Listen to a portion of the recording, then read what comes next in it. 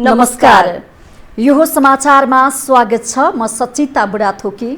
म अपेक्षा तिमिल सेना। सुरु गरौं अहिलेसम्मका प्रमुख समाचारबाट।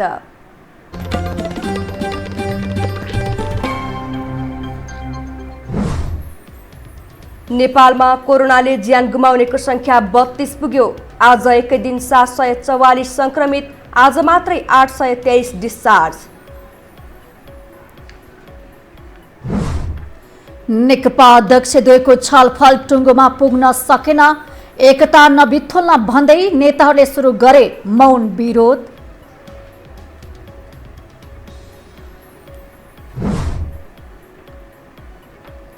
पाँच दिनमा सलहले पुर्यायो 105 हेक्टरमा लगाइएको बालीमा क्षति, अर्को झुन्ड नआउने सरकारी अधिकारीको दाबी।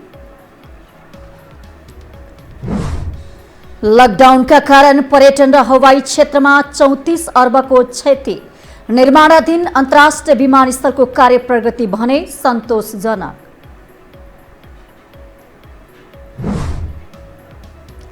र फ्रान्सका प्रधानमन्त्री एडुवार्ड फिलिपले दिए राजीनामा। राष्ट्रपतिले सारेका योजना कारण हुन सक्ने आंकलन।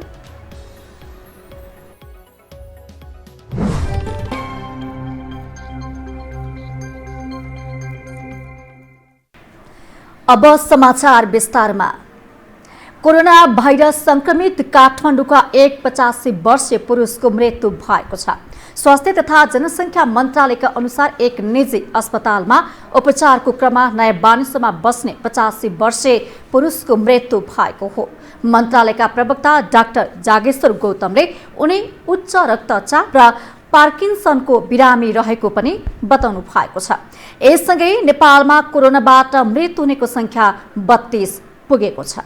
बानेश्वर बस्ने उच्च रक्तचाप र पार्किन्सनको समस्या भएका 85 वर्षीय पुरुष काठमाडौँको एक निजी अस्पतालमा छाती दुखेको र पिसाब कम भएको समस्याका कारण अस्पताल पुग्नु भएको, अस्पतालको आइसियुमा आइसोलेसनमा राखी उपचार भएको र उपचारकै क्रममा मिति 2077 असार 17 गते राति 11 बजे मृत्यु भएको र उहाँमा कोरोना पोजिटिभ देखिएको थियो र यसरी मृत्यु हुनेको संख्या 32 पुगेको छ।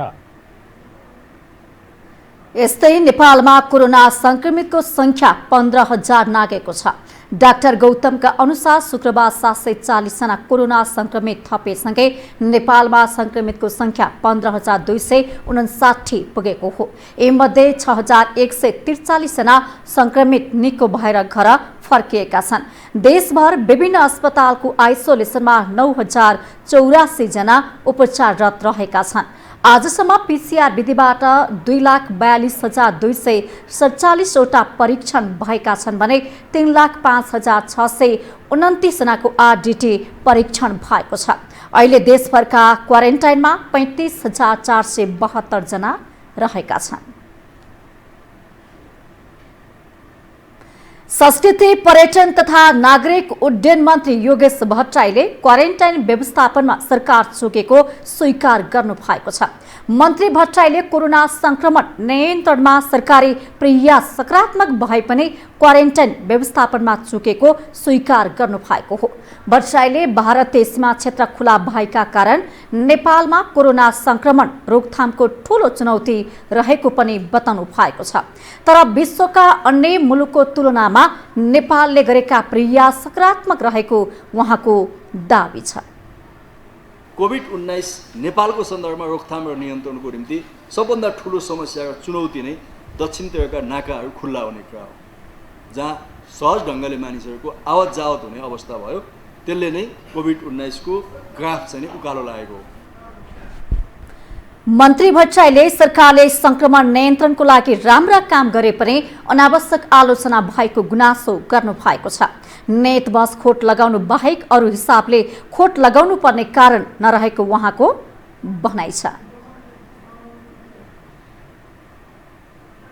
नेकपामा बढ्दो अन्तर्कलह साम्य पार्न भन्दै बसेको अध्यक्ष द्वय केपी शर्मा ओली र पुष्पकमल दाहाल बीचको छलफल बिना निष्कर्ष टुङ्गिएको छ। आज दिउँसो प्रधानमन्त्री निवास बालुवाटारमा 3 घण्टा चलेको छलफलले कुनै ठोस निष्कर्ष भने निकाल्न नसकेको हो। छलफलमा महासचिव विष्णु पौडेल र स्थायी कमिटी सदस्य जनार्जन शर्मा समेतको उपस्थिति रहेको थियो। नेकपा स्थायी कमिटीको बैठक शनिबार बिहान 11 बजे बस्दैछ। त्यसअघि दुई अध्यक्षबीच पुनः छलफल हुने नेताहरूले बताएका छन्। पछिल्लो चरणमा दुई अध्यक्षबीच दूरी बढ्दै गएको सन्दर्भमा यो छलफल भएको हो।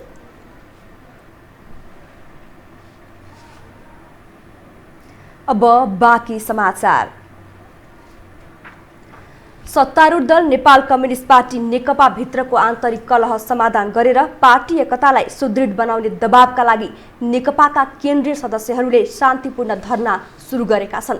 नेतृत्वको गल्तीका कारण पार्टी नै विखण्डनको अवस्थामा देखिएको भन्दै पार्टीलाई दुर्घटनाबाट बचाउन धरना जारी राख्ने पनि नेताहरूले बताएका छन्। एक रिपोर्ट।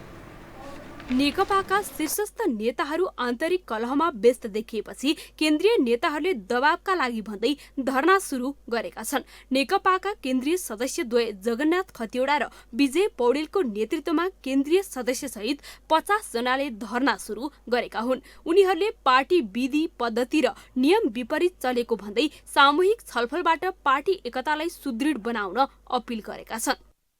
हाम्रा नेताहरूले पार्टीको बैठकबाटै समाधान निकाल्नु पर्दछ, बैठक बाहिरबाट समाधान निकाल्नु हुँदैन, सामूहिक छलफल गर्नुपर्दछ र पुष्पलालले भन्नुभयो जस्तो कम्युनिस्ट पार्टीमा नीतिलाई प्रधानतामा राखेर हेरियो भने समाधान हुन्छ र नीतिभन्दा बाहिर, विधिभन्दा बाहिर, पार्टी सञ्चालनको पद्धतिभन्दा बाहिरबाट काम गरियो भने समाधान हुँदैन भन्ने कुरामा ध्यानाकर्षण गर्नका लागि हामी यो खास गरी पार्टीलाई विधिसम्मत सञ्चालन नगरेको कारणले व्यक्ति नेतृत्व चाहिँ व्यक्तिगत हिसाबले एक हिसाबको स्वेच्छाचारी ढङ्गले नै चलेको कारणले गर्दा पार्टीमा तमाम खालका समस्याहरू आएका छन्। ती समस्याहरूको निदान पार्टीमा विधिसम्मत, विधानसम्मत र बैठकबाट यसको निदान खोज्नुपर्छ।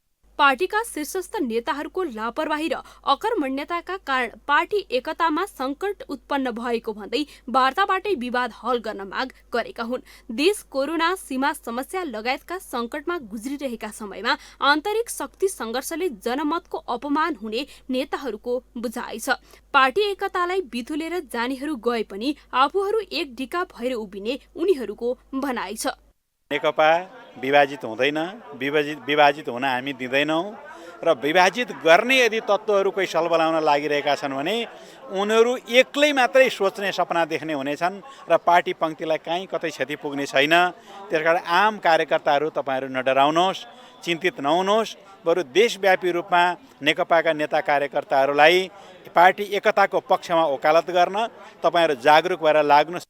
कम्युनिस्ट पार्टीभित्र व्यक्तिभन्दा नीति प्रदान हुने भन्दै जुङ्गाको लडाईँ अन्त्य गरी सहमतिबाट आम नागरिक र कार्यकर्ताको भावना सम्बोधन गर्न नेताहरूले नेतृत्वलाई दबाब दिएका छन्। साथै पार्टीभित्रको सङ्घर्ष समाधान नभएसम्म देशव्यापी रूपमा धरना र दबाब दिइरहने पनि केन्द्रीय सदस्यहरूले बताएका छन्। यो हो टेलिभिजनका लागि क्यामेरामा सञ्जय घिमिरेका साथ कान्ति नेउपाने, काठमाडौँ। सत्तारूढ दल नेकपाको आन्तरिक कलह चर्किँदै गएको समयमा प्रधानमन्त्री केपी शर्मा ओलीसँग सहकार्य गर्ने वा आफूलाई संसदीय दलमा शक्तिशाली बनाएर पार्टी विभाजन गर्ने बाहेकको विकल्प नदेखिएको विज्ञहरूले बताएका छन्।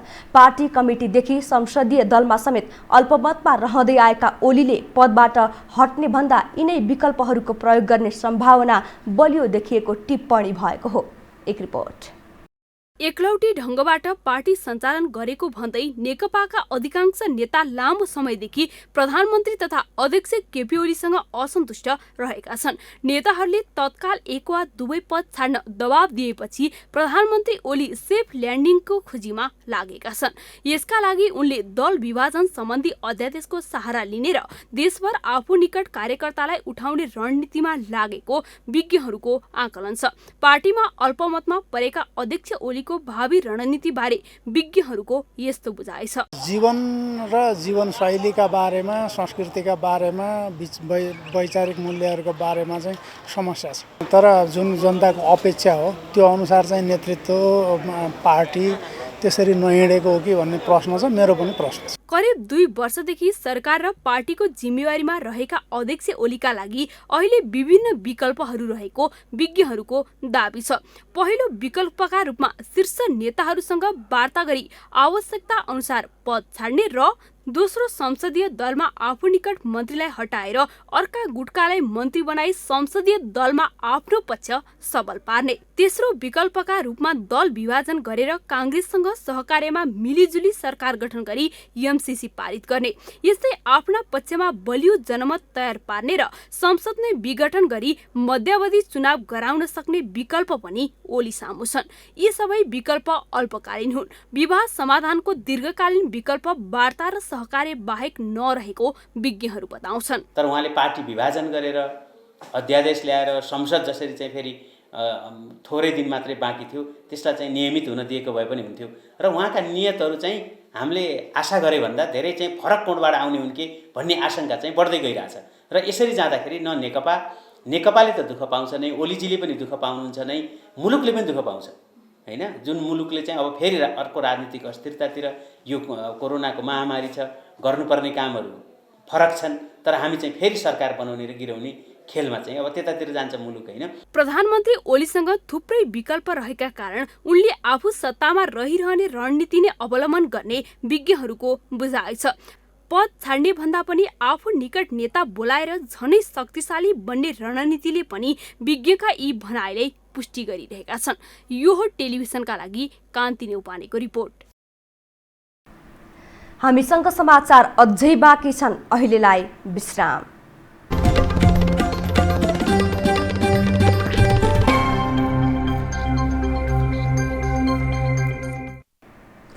विश्रामपछि स्वागत छ। अब बाँकी समाचार।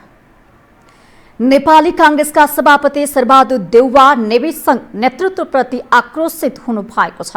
नेपाली कांग्रेसका पूर्व सभापति स्वर्गीय गिरिजाप्रसाद कोइरालाको 96औं जन्म जयन्तीको अवसरमा काठमाडौँमा आयोजित कार्यक्रममा सम्बोधन गर्दै सभापति देउवाले नेविसंघले संगठन विस्तारमा काम नगरेको भन्दै आक्रोशित हुनु भएको हो। उहाँले काठमाडौँमा भाषण गरेर बस्ने प्रवृत्तिले नेविसंघ कमजोर बनेको भन्दै नेतृत्वप्रति आक्रोश व्यक्त गर्नुभयो।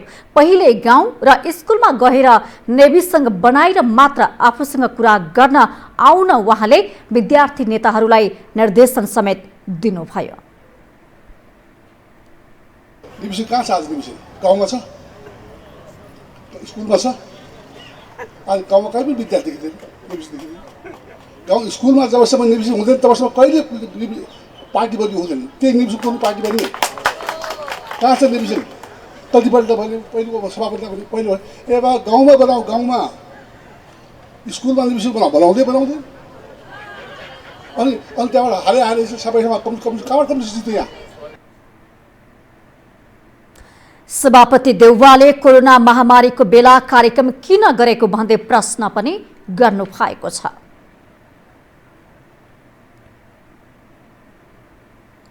सरकारले नेपालमा सलहको नयाँ झुण्ड आउन सक्ने सम्भावना नरहेको बताएको छ।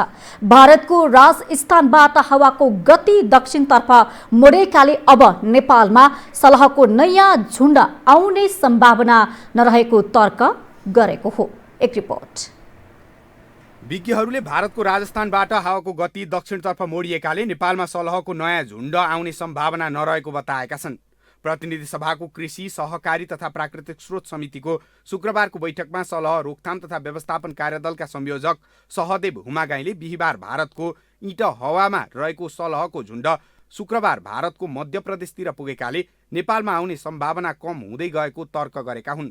भारतको इँट हवा भैरहवा नाकादेखि 500 किलोमिटर नजिक रहेको तर आज सलहको झुण्ड दक्षिणतर्फ लाग्दा 767 किलोमिटर टाढा पुगेको उनको दाबी छ। दक्षिणतर्फ अहिले बढेको अवस्था छ। झन्डै हाम्रो सिमानाबाट चाहिँ 767 किलोमिटर टाढा बसिरहेको अवस्था छ।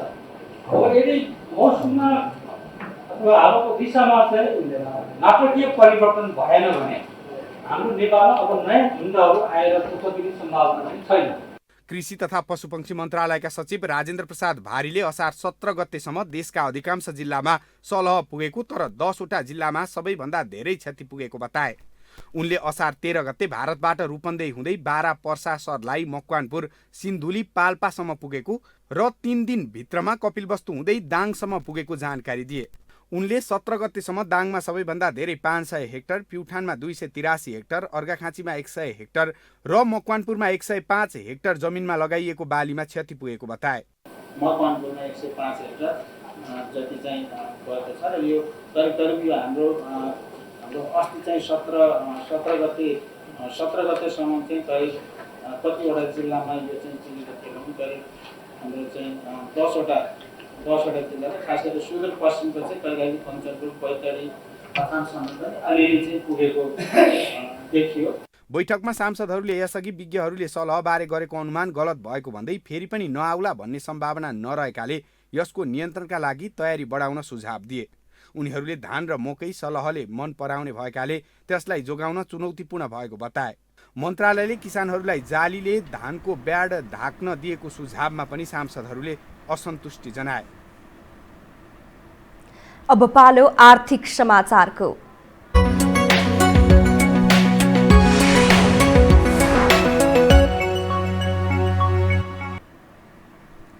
नेपाल पर्यटन बोर्ड र नेपाल नागरिक उड्डयन प्राधिकरणले गरेको अध्ययनले लकडाउनका कारण पर्यटन क्षेत्रमा 34 अर्ब बराबरको क्षति भएको देखाएको छ।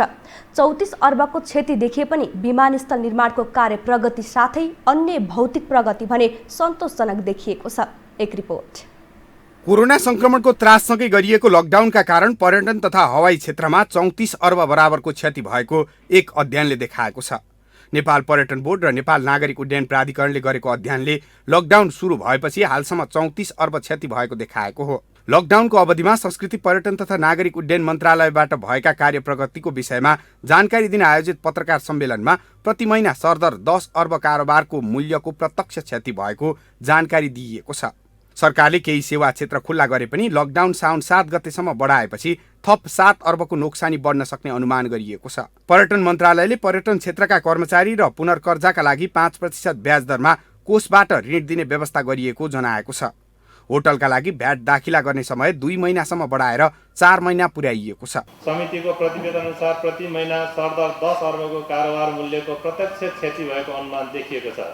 यस हिसाबले चैत्र 11 देखि अहिलेसम्म आइपुग्दाखेरि 34 अर्बको नोक्सान भएको अनुमान छ र यही अवस्था साउन 7 गतेसम्म पुग्दाखेरि थप 7 अर्ब नोक्सानी बढ्ने अनुमान छ। लकडाउनको अवधिमा विभिन्न विमानस्थलहरूमा सन्तोषजनक कार्य प्रगति भएको मन्त्रालयले जनाएको छ।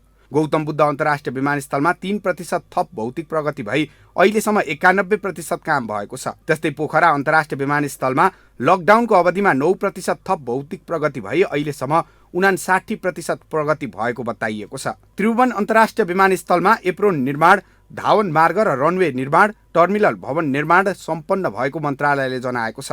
निजगढ विमानस्थल निर्माण क्षेत्रभित्रका रुख बुट्यानहरूको छपानका लागि रुख बिरुवा गणनाको काम सुरु भएको छ।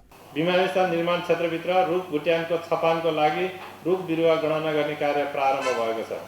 पोखरा अन्तर्राष्ट्रिय विमानस्थलको यस अवधिमा थप 9% भौतिक प्रगति भए 69% प्रगति भएको छ।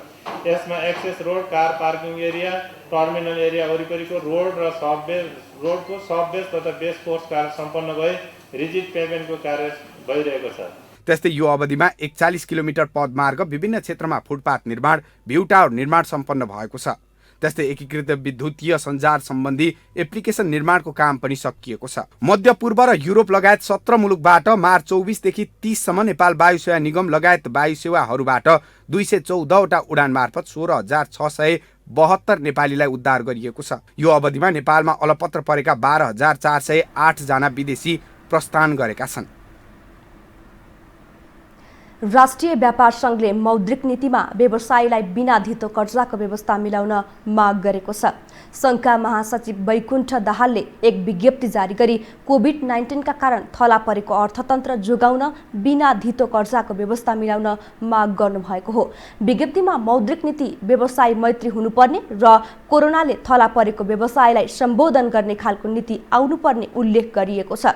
सङ्घले बन्दाबन्दीको समयको बैंक तथा वित्तीय संस्थाको ब्याज मिनाहा गर्न तथा किस्ताको समय थप गर्नुपर्ने समेत बताएको छ। व्यवसायीलाई सरकारले पुनः कर्जाको व्यवस्था मिलाउनका लागि साथै सरल र बिना झन्झट कर्जाको व्यवस्था गर्न आग्रह गरिएको छ।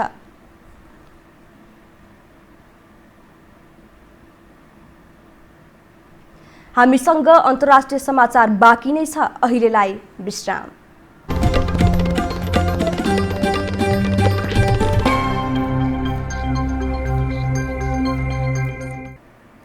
विश्रामपछि स्वागत छ। अब पालो अन्तर्राष्ट्रिय समाचारको।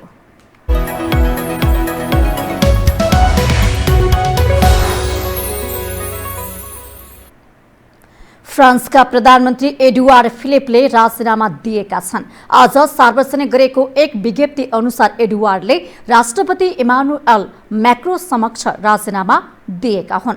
राष्ट्रपतिले उनको राजीनामा तत्काल स्वीकृत गरेको बताइएको छ। राजीनामा दिए पनि के कारणले राजीनामा दिएको भन्ने बारे बताइएको छैन। यद्यपि राष्ट्रपति मैक्रोले आफ्नो कार्यकालको अन्तिम 2 वर्षको लागि अघि सारेको योजनाको कारण प्रधानमन्त्रीको राजीनामा आएको हुन सक्ने पनि बताइएको छ। राजीनामा दिए पनि नयाँ सरकार नबनुन्जेलसम्म यो सरकारले नै काम गर्नेछ।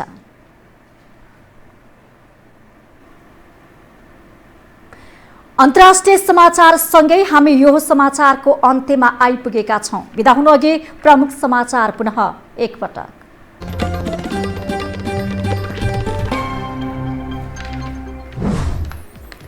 नेपालमा कोरोनाले ज्यान गुमाउनेको संख्या 32 पुग्यो। आज एकै दिन 744 संक्रमित, आज 823 डिस्चार्ज। नेकपा अध्यक्ष द्वयको छलफल टुङ्गोमा पुग्न सकेन। एकता नबिथोल्न भन्दै नेताहरूले सुरु गरे मौन विरोध।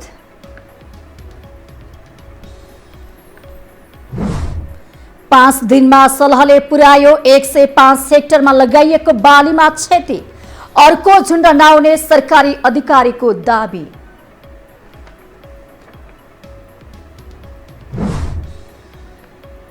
लकडाउनका कारण पर्यटन र हवाई क्षेत्रमा 34 अर्बको क्षति। निर्माणाधीन अन्तर्राष्ट्रिय विमानस्थलको कार्य प्रगति भने सन्तोषजनक। र फ्रान्सका प्रधानमन्त्री एडुवार्ड फिलिपले दिए राजीनामा। राष्ट्रपतिले सारेका योजना कारण हुन सक्ने आकलन।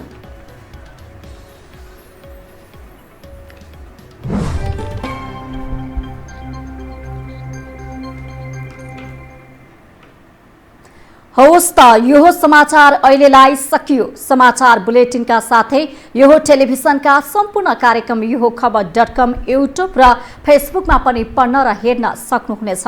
मोबाइलमा यो टिभी एप डाउनलोड गरी हामीलाई प्रत्यक्ष हेर्न सक्नुहुनेछ। तथ्यसहितको निष्पक्ष समाचारका लागि हेर्दै रहनुहोला यो टेलिभिजन।